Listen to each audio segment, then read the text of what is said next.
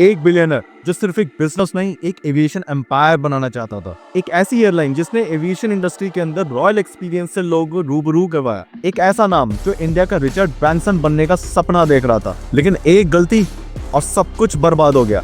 एक तरफ 7,000 करोड़ का लोन, दूसरी तरफ आसमान छूने का जुनून, और फिर एक ऐसी गिरावट जो इंडिया के बिजनेस लैंडस्केप के लिए एक लेसन बन गई। 7 मई 2005 विजय माल्या अपने बेटे सिद्धार्थ माल्या का 18वां बर्थडे कुछ खास तरीके से मनाने वाले थे। यूजुअली अमीर लोग अपने बच्चों के बर्थडे पर मकान या गाड़ी गिफ्ट करते हैं, बट विजय माल्या अपने बेटे के बर्थडे पे पूरी एयरलाइन गिफ्ट करने वाले थे। इस एयरलाइन का नाम था किंगफिशर एयरलाइंस, एक ऐसी एयरलाइन जिसने एयर ट्रैवल को बदल के रख दिया। ये एयरलाइन एक रॉयल एक्सपीरियंस देने का वादा करती थी। माल्या का विजन था इंडिया की सबसे लग्जूरियस एयरलाइन लॉन्च करना, जहां सिर्फ डेस्टिनेशन ही नहीं, जर्नी भी इंपॉर्टेंट हो। विजय माल्या सिर्फ एक बिजनेसमैन नहीं थे, वो एक शोमैन भी थे। आईपीएल की टीम, फॉर्मूला 1 की team, yard, global parties, what not, क्या कुछ नहीं था उनकी लाइफ के अंदर। उन्होंने जब किंगफिशर एयरलाइंस को लॉन्च किया तो उन्होंने डिसाइड किया कि उनकी ये एयरलाइंस भी उनके लाइफस्टाइल को मैच करेगी।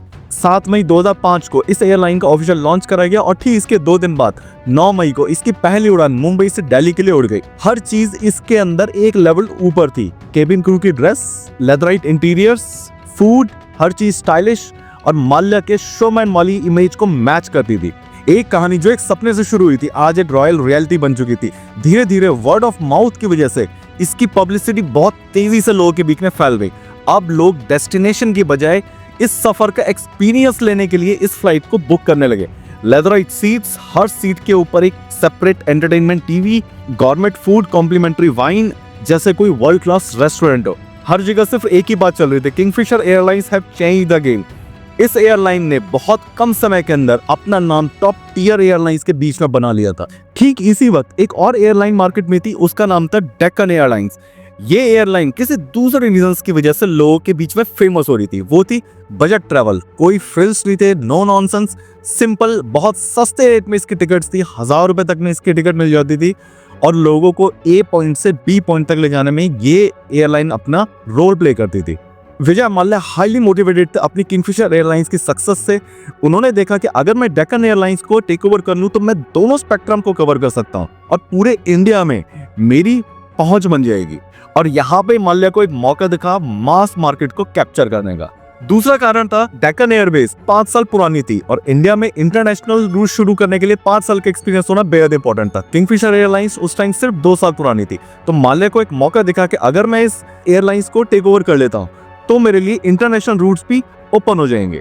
2007 में 550 करोड़ रुपए खर्च करके किंगफिशर एयरलाइंस ने डेक्कन एयरवेज को एक्वायर कर लिया। इससे 3 चीजें एक साथ मुमकिन हो गई थी माल्या के लिए। Number 1, premium customers on board कर लिए। Number 2, middle class customers on board कर लिए। नंबर 3, इंटरनेशनल रूट्स ओपन हो गए।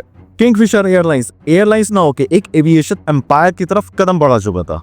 सब कुछ अच्छा चल रहा था और ऐसा लग रहा था किंगफिशर एयरलाइंस पूरे इंडिया की एविएशन इंडस्ट्री पर रूल करने के लिए कदम बढ़ा चुका है। लेकिन माल्या एक बहुत बड़ी गलती कर बैठे थे, प्रोडक्ट पोजीशनिंग। किंगफिशर एयरलाइंस जहां पे प्रीमियम कस्टमर को कैटर कर रही थी, वहीं पर Deccan Airways budget conscious customer के लिए थी। इन दोनों एयरलाइंस को माल्या को अलग अलग रखना था, लेकिन इंटरनेशनल रूट्स की चाहत में उन्होंने दोनों को कंबाइन कर दिया और यहाँ पे प्रोडक्ट पोजीशनिंग में बहुत बड़ा खतरा सर के ऊपर मंडरा रहा था। माल्या के दिमाग में जो एक मास्टर स्ट्रोक लग रहा था वो एक्चुअली में एक टिकिंग टाइम बॉम्ब था। जब किंगफिशर ने डेक्कन एयरवेज को एक्वायर किया तो उसका नाम बदल के किंगफिशर रेड रख दिया गया। अब एक बहुत बड़ी प्रॉब्लम खड़ी हो गई थी। एलीट कस्टमर्स को लगा कि किंगफिशर का स्टैंडर्ड गिर गया और जो एक्सक्लूसिविटी थी वो खत्म हो गई। बजाज कस्टमर्स को लगा कि अब जो फ्लाइट के टिकट है वो उनकी पहुंच से बाहर हो गए, यानी ना एलीट खुश ना मिडिल क्लास खुश। इसी चक्कर में इस जंबो एयरलाइंस का जो खर्चा था वो कंट्रोल से बाहर चला गया। हर कस्टमर को खुश करने के चक्कर में फैसिलिटीज ज्यादा देनी पड़ी और कीमत कम रखनी पड़ी। अच्छा खासा इफेक्ट पड़ा इनकी टॉप लाइन के ऊपर, प्रॉफिट लगातार गिरते चले गए। अब यहाँ पे कुछ ऐसे एक्सटर्नल फैक्टर्स थे जो माल्या के अगेंस्ट जा रहे थे। फ्यूल किसी भी एयरलाइन के लिए सबसे बड़ा खर्चा होता है और 2008 में क्रूड ऑयल का प्राइस $140 पर बैरल तक जा पहुंचा था। इस फ्यूल प्राइस के बावजूद किंगफिशर एयरलाइन जैसे तैसे फाइट कर रही थी, अपना काम चलाने की कोशिश कर रही थी, लेकिन तभी 2008 का फाइनेंशियल क्राइसिस आ गया और उसने पूरी तरह से किंगफिशर एयरलाइंस को हिट किया। बैंक्स ने एविएशन इंडस्ट्री को लोन देना बंद कर दिया, लोगों ने लग्जरी ट्रैवल में कट शॉर्ट करना शुरू कर दिया। अब सिंस एविएशन इंडस्ट्री में ट्रैवलर्स कम आ रहे थे, इसलिए एयरलाइंस को अपने टिकट्स के प्राइस लो ही रखने पड़े। इन सभी फैक्टर्स की वजह से किंगफिशर एयरलाइंस बहुत गहरे संकट में फंस गई। विजय माल्या को अपने डे टू डे ऑपरेशंस के लिए भी लोन लेना पड़ा। 2009-2010 तक किंगफिशर एयरलाइंस के महल की दीवारें दरकने लगी थी। इसका अंदाजा विजय माल्या को होने लगा था, लेकिन उनकी ईगो आड़े आ रही थी। उनको लगा थोड़ा और वक्त मिल जाए, मैं किंगफिशर एयरलाइंस को निकाल ले जाऊंगा, मैं इसको प्रॉफिट में ले जाऊंगा, थोड़ा और टाइम मिल जाए, थोड़े और पैसे मिल जाए। 2010 के आते आते तक किंगफिशर एयरलाइंस के ऊपर जो कर्जा था वो 1000 करोड़ रुपए से भी ऊपर जा पहुंचा था। यहाँ पे विजय माल्या ने जो किया वो इतिहास बन गया। इसके बाद विजय माल्या ने अपने इन्फ्लुएंस को इस्तेमाल करके भारी भरकम लोन लिया एसबीआई से। एसबीआई और कुछ गवर्नमेंट बैंक से विजय माल्या ने 7000 करोड़ का लोन लिया और उसके बदले में उसने गिरवी रखे अपनी किंगफिशर एयरलाइंस और अपनी यूबी यूनाइटेड बेवरेजेस, जो उनका प्रॉफिट में चलता हुआ बिजनेस था। यानी अगर वो लोन नहीं दे पाते तो बैंक्स इन दोनों कंपनीज के एसेट्स को ले सकती थी। और वहीं ईगो के चलते विजय माल्या का लग्जरियस लाइफस्टाइल, वो शोमैन वाला लाइफस्टाइल अभी भी ऑन था। आईपीएल की टीम के ऊपर खर्चा अभी भी हो रहा था, उनकी जो फॉर्मूला 1 टीम थी उसके ऊपर अब भी पैसे जा रहे थे। याट पार्टीज, इंटरनेशनल पार्टीज, ये सब ऑन थी, किसी पे कोई फर्क नहीं पड़ा था। और वहीं दूसरी ओर किंगफिशर एयरलाइंस के जो एम्प्लॉय थे वो सड़कों पे थे अपनी सैलरीज के लिए। 2011-12 तक हालत इतनी बुरी हो गई थी कि किंगफिशर एयरलाइंस के पास पैसे एकदम खत्म हो गए थे। पायलट्स और क्रू तक को तनख्वाह नहीं मिली थी कई महीनों से। फ्लाइट्स लास्ट मोमेंट पे कैंसिल होने लगी थी और पूरी कंट्री में जो लोगों ने सोशल मीडिया पे और नॉर्मल न्यूज में हंगामा मचा दिया था। ठीक इसी वक्त सबसे बुरी हालत बैंक्स की थी, जिन्होंने 7000 करोड़ का लोन दिया था माल्या को। ठीक इसी वक्त इंडियन गवर्नमेंट की और डीजीसीए की नजर पड़ी इस पूरे मैटर के ऊपर। डीजीसीए ने इसको इन्वेस्टिगेट करना शुरू किया और इन्वेस्टिगेशन खत्म होने से पहले जो उनको पता चला उससे सब घबरा गए। डीजीसीए ने पाया कि किंगफिशर एयरलाइंस के पास डे टू डे ऑपरेशंस तक के पैसे नहीं है। अक्टूबर 2012 में डीजीसीए ने किंगफिशर एयरलाइंस का लाइसेंस रद्द कर दिया। बंद होने की वजह से डे टू डे ऑपरेशंस नहीं हो रहे थे और पैसे कहीं से आ ही नहीं रहे थे। तो विजय माल्या ने जो लोन लिया था उसकी रीपेमेंट भी वो नहीं कर पा रहे थे। बैंक्स ने विजय माल्या को नोटिस पे नोटिस भेजना शुरू किया। जब विजय माल्या ने कोई इसका जवाब नहीं दिया तो बैंक्स ने कोर्ट का दरवाजा खटखटाया। 2016 तक विजय माल्या के ऊपर जो कर्जा था वो 9000 करोड़ से भी ऊपर जा पहुंचा था। ईडी ने विजय माल्या के ऊपर जांच शुरू कर दी थी।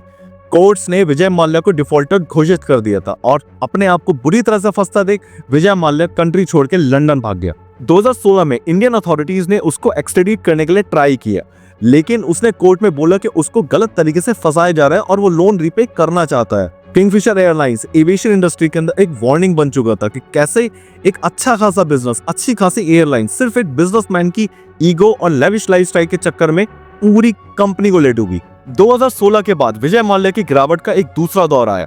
इंडिया में बैंक्स ने और गवर्नमेंट ने उनकी सारी प्रॉपर्टी को सीज कर दिया और उसको लिक्विडेट कर दिया और उससे 6000 करोड़ रुपए वसूले। अभी भी 3000 करोड़ से ज्यादा का लोन विजय माल्या के ऊपर बाकी था। 2018 में इंडियन कोर्ट्स ने माल्या के ऊपर फ्यूजिटिव इकोनॉमिक ऑफेंडर का टैग लगा दिया। 2019 में यूके की एक कोर्ट ने उसकी एक्सट्रेडिशन की अर्जी मंजूर कर, लेकिन उसने फिर अपनी जान के ऊपर खतरा बताते हुए असाइलम के लिए एप्लीकेशन लगा दी और 2023 के आते आते तक यूबी ग्रुप का भी कंट्रोल इसके हाथ से जा चुका था। विजय माल्या आज यूके में रहता है और इंडियन गवर्नमेंट के साथ केस लड़ रहा है अपने बचे कुचे एसेट्स को बचाने के लिए।